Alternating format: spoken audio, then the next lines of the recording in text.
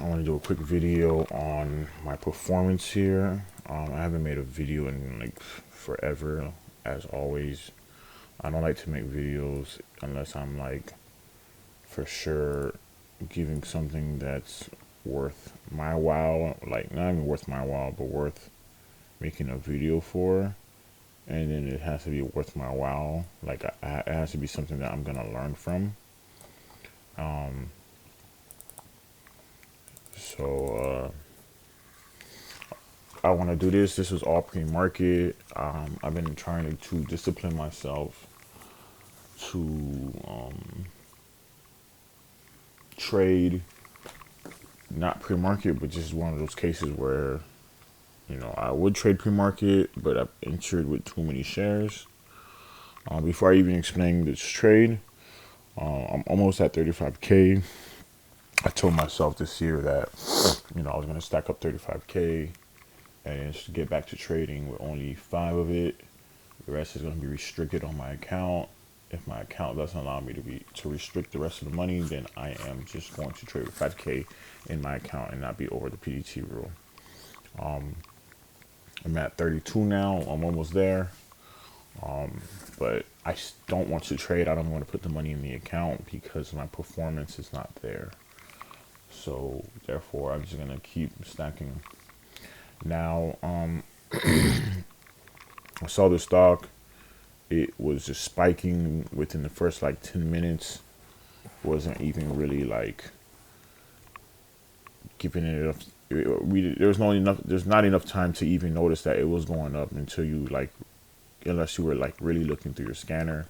If I was really looking through my scanner, I probably would have caught it somewhere in here.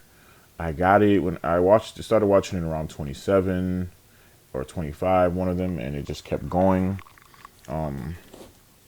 It just kept going, so I was just like, wow, this is really like doing its thing.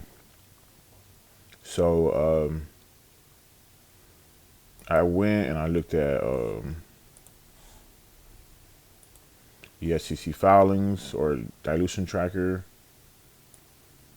Let me try to get this here. I went to go look at dilution tracker.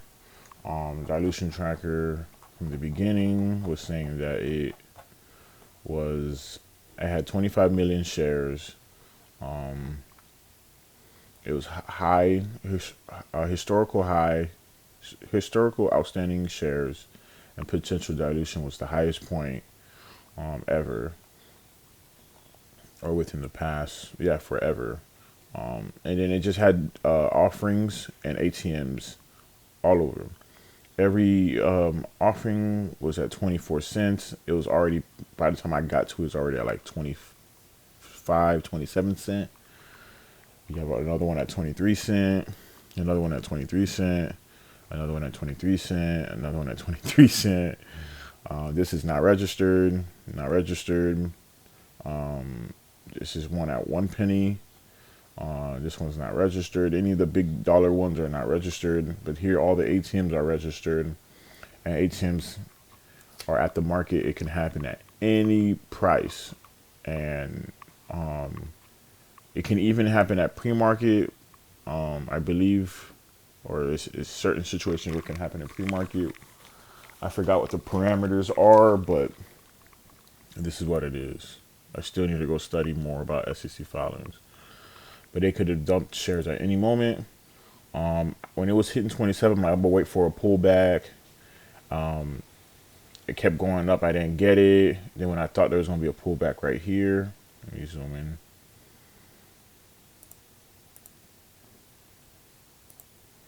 Right here, I thought I was going to get a pullback. As soon as it went back here, it spiked right back up. I didn't even get a chance to get in or register to get in. So I entered here with just 2,000 shares. Like that was literally less than half my maximum amount. I should never go full size at all. There's only like certain situations where I should go full size. And then I was like, okay, I'm gonna wait for it to pull back, and I'm gonna slowly get in 500 shares at a time, or $500 at a time.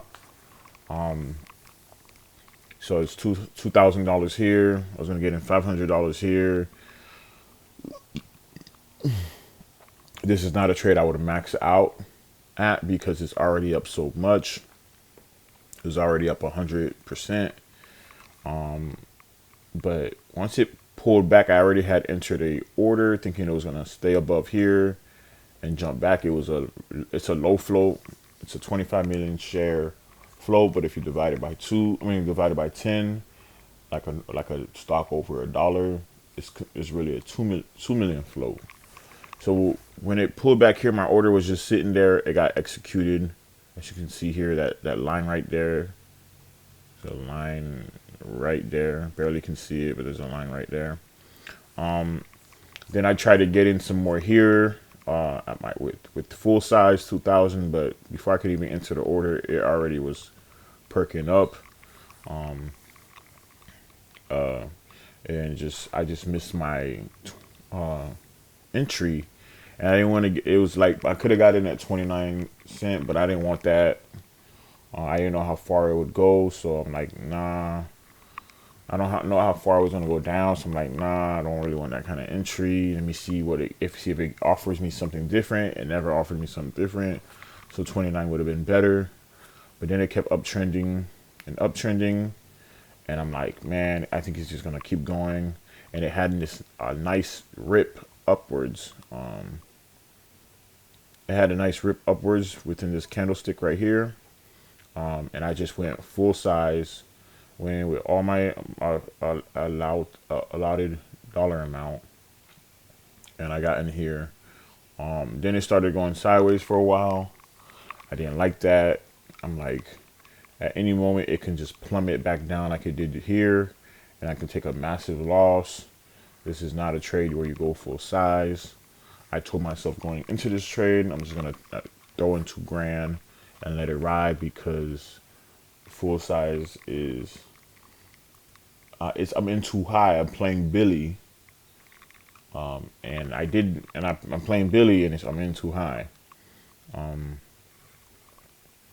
and I still did it anyway. Went full size, breaking another rule, and then it was consolidating. I was like, fear was kicking in. I was like, damn, I'm gonna lose a lot, and fortunately it perked up. It kept like consolidating and coming back down, scaring the crap out of me. I'm highly emotional because I'm highly risked. I'm full size and I'm breaking a lot of rules.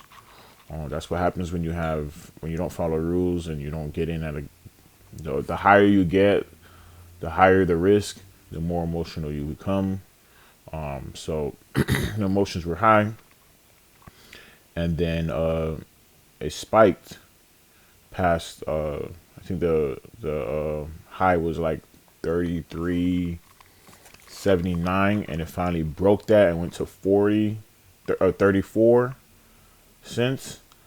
I should have let it ride, but I knew I was risking so much. I'm like, I can't let it ride because at any moment it could fall back. Now, if I was in with a smaller amount of shares, I would have been like, okay, let it ride, let it extend, and then I'll get in some more, or I'll get more money. But because I was full size at a bad entry, like if I entered all my shares here around 27, then getting out at 35, 34 would have been like good.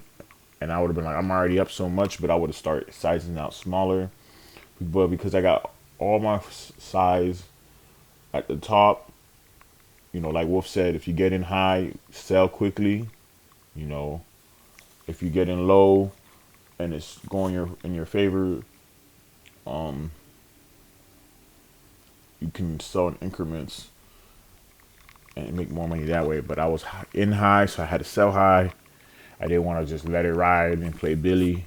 That's not the kind of mindset I want. So I immediately sold at 34, made $417, and it just kept riding.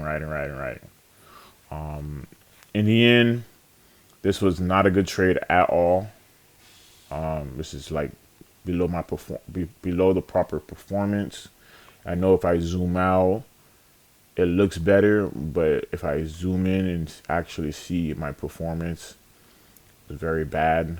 Um, my entries were horrible. This one was like somewhat okay because the plan was to just throw in $2,000 and let it ride. Um, this was a bad entry because yeah, I had it sitting, but that doesn't mean that's the actual bottom. This one was the worst entry of them all because I just chased it at that point. And this sell was a good sell because it was like should have been sold. But yeah, um, I just got to keep practicing.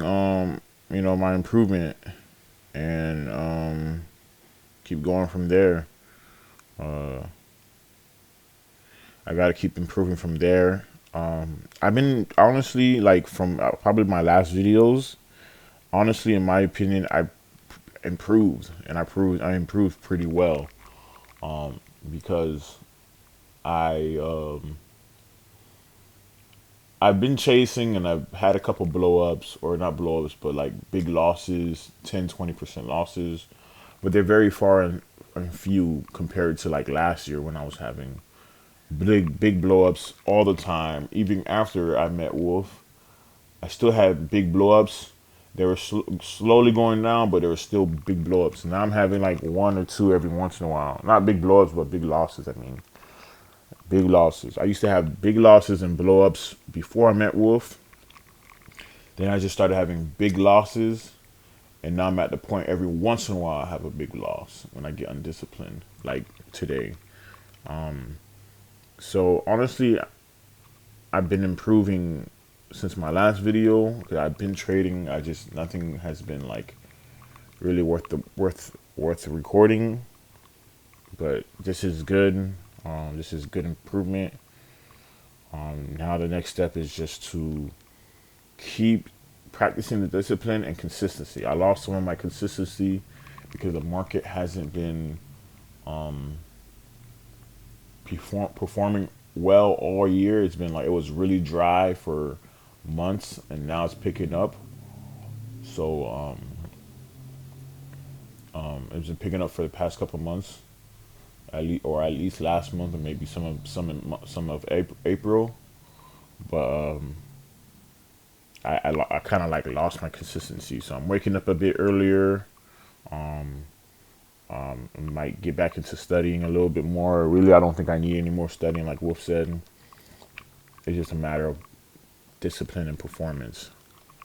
Um, but I can study discipline and performance and improve what I need to do.